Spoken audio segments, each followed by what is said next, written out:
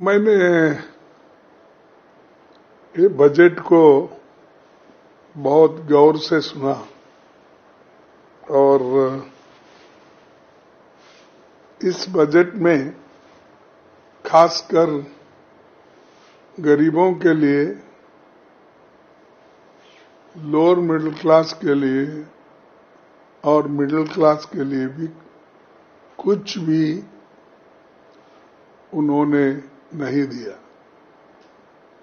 और दूसरा जो है, ये अंतरिम बजट रहने की वजह से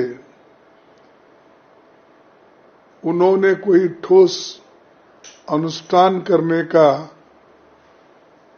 बजट नहीं दिया। सिर्फ काम चलाने के लिए डे टू डे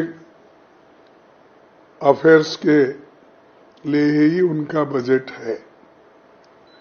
पिछले 10 साल में सरकार ने जितने वायदे किए थे उसका ब्यौरा उन्होंने नहीं दिया।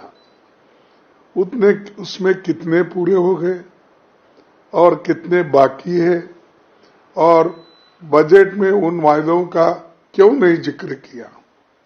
आप तो कहते हैं हमने बहुत कुछ किया, तो आप कंपैरेटिव स्टेटमेंट देना चाहिए कि ये 10 साल में हमने ये वायदे किए थे और ये निभाए, लेकिन वो उन्होंने कभी नहीं दिया। वो हमेशा 2014 की ही बात करते, 14 से पहले क्या था, क्योंकि ऐसा उनको महसूस होता है कि 2014 में ही देश को आजादी मिली है और मोदी जी आने के बाद ही देश डेमोक्रेसी को देख रहा है और प्रधानमंत्री बने हैं। नहीं तो बाकी पहले प्रधानमंत्री कोई नहीं थे या यहाँ पर लोकतंत्र भी नहीं था। इस भाषा में उन्होंने अपना बजट पेश किया है। मैं पूछता हूँ, सच उन्होंने जो वायदे किए थे 2 करोड़ नौकरियों का कहां तक पहुंचा? 15-15 लाख रुपए काले धन बाहर से लाकर देने का, और किसान का इनकम डबल करने का, एमएसपी बढ़ाने का, ये सब उन्होंने कहना था। पहले हमने ये वायदा किया था एमएसपी का, आज ये है। पहले हमने ये वायदा किया था इनकम डबल बनाने का, अब ये है। इसके बारे में कोई जिक्र उनका नहीं है, उन्होंने पूरा भी नहीं किया। 100 स्मार्ट सिटी बनाने का वायदा किए थे, क्या पूरे हो गए, अधूरे हैं? कहां तक आपने कंप्लीट किया, वो भी आपने नहीं बताया। उसके बाद मैं और एक आपको इम्पोर्टेंट चीज बताना चाहता हूं कि यूपीए के दौरान एग्रीकल्चर जो डेवलप होता था 4% औसत होती थी, 4% ग्रोथ होती थी, लेकिन आज वो 4% घटकर केवल 1.8 कैसे हो गया, ये हमको समझ में नहीं आ रहा। कृषि का विकास दर 4.6 था, वो इस साल 1.8 है। यूपीए के दौरान हमारी खेती 4% थी, औसत से बढ़ती थी, वो आधा क्यों हुआ? और 31 किसान हर रोज आत्महत्या करते हैं, और वो आत्महत्या मजबूरी में करते हैं, तो क्यों आप उसको रोक नहीं पाए? उसके बारे में इसके में कुछ नहीं है। और शिक्षा का भी बजट उन्होंने घटाकर, पहले जो 4.55 था, 4.55, अब वो घट के 3.2 हो गया।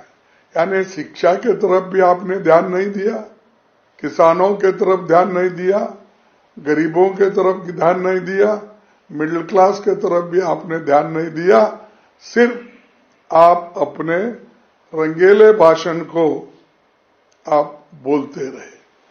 और दूसरी चीज, ये एससी, एसटी, ओबीसी, माइनॉरिटीज के बारे में हर लोग एक कोटेशन हो गया है। एससी, एसटी, बैकवर्ड्स के लिए हम कुछ करेंगे, हम ये कर रहे हैं, वो अरे है सो उनका बजट रिलीज नहीं हो रहा है, उसकी स्कॉलरशिप रिलीज नहीं हो रही है, उनके बच्चे अब जो पढ़ रहे हैं उनको ये दिक्कत है कि हॉस्टल का पैसा उनको नहीं मिल रहा है पोस्ट ग्रेजुएशन का, तो वो बच्चे पढ़ेंगे कैसा? एक तरफ से आप you want to stop their education, उनको फिर जो पहले वो लोग 100 साल पहले जो थे वही स्थिति में आप ले जाना चाहते हैं। तो इसीलिए मैं ये कहता हूं कि ये बजट में कुछ भी नहीं है और इसके हर क्षेत्र में गिरावट आई है। रक्षा क्षेत्र में भी गिरावट है।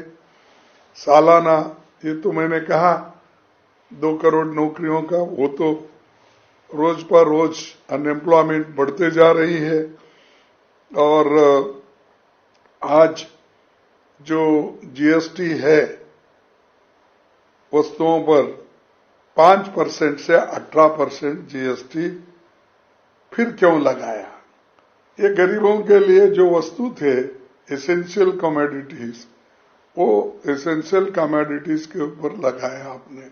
आटा हो, दाल हो, चावल हो, तेल हो, सब्जियां, यानी हर चीज की कीमतें तो बढ़ रही हैं और वो भी आप उसमें भी आपने जरूरी वस्तुओं पे भी घटाया नहीं।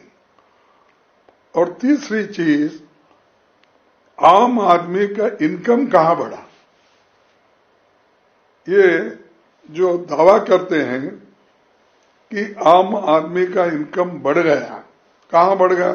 इन्फ्लेशन तो इतना है और आम आदमी की इनकम आप 10 रुपए भी अगर बढ़ाएंगे तो यहां जरूरी वस्तुओं में उसको 20 रुपए डालना पड़ता है।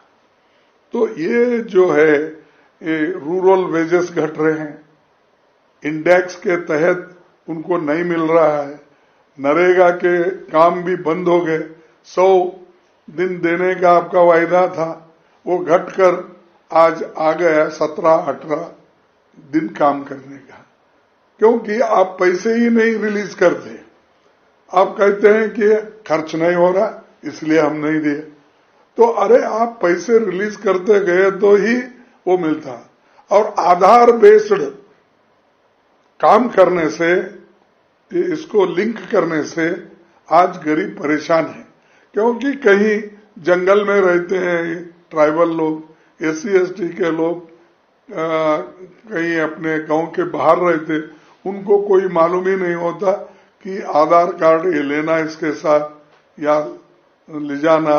तो उसके बहुत से चीजें ऐसे हैं गांव में, प्रेशर में किसी को दे देते हैं कि कोई सामान खरीदने के लिए, फिर वो पैसे देकर गिरवी रख के वो वापिस लेते हैं। तो ऐसी चीजें बहुत है।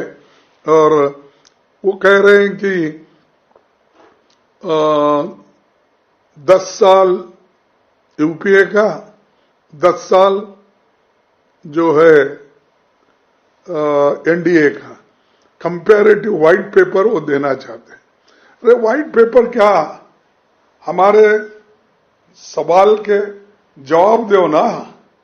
2 करोड़ नौकरियों का, किसानों का, अनएम्प्लॉयमेंट का, इन्फ्लेशन का, यही तुम्हारे आपका मालूम होता है। सवाल देने का, पेट्रोल पहले क्या था, डीजल पहले क्या था, क्रूड ऑयल की प्राइस पहले क्या थी, गैस केरोसिन की क्या प्राइस थी। अरे इसमें आप बोल सकते हो, वो सब छोड़ के हम 10 साल का, ये कंपटीशन क्या सिर्फ यूपीए और एनडीए का है क्या? देश के लिए आप क्या किए वो इम्पोर्टेंट है। गरीबों की इनकम कितना बढ़ा है और गरीबों को कितना सुख और चैन दिए, विद्यार्थियों को, युवकों को कितना लाभ हुआ आपसे, वो इम्पोर्टेंट है। बाकी के सब चीजें पुराने हैं, वो लॉन्च करेंगे, ये लॉन्च करेंगे, ये तो उनका पहले से ही कहना है। तो दरअसल किसी भी बजट के दो काम होते, एक पिछले साल का ब्यौरा देना, पिछले साल आपने क्या क्या किया और आगे क्या करने वाले विजन देना। तो ये इसमें कोई भी नहीं है, ना विजन है न पिछले साल का असेसमेंट या ब्यौरा हमारे को दिया है। तो टोटली हम ये कहेंगे कि ये बजट, ये दोनों चीज तो मिसिंग है, उसके अलावा भी ये बजट, इसमें कुछ भी नहीं, सबको उन्होंने टोपी डाल दिया है।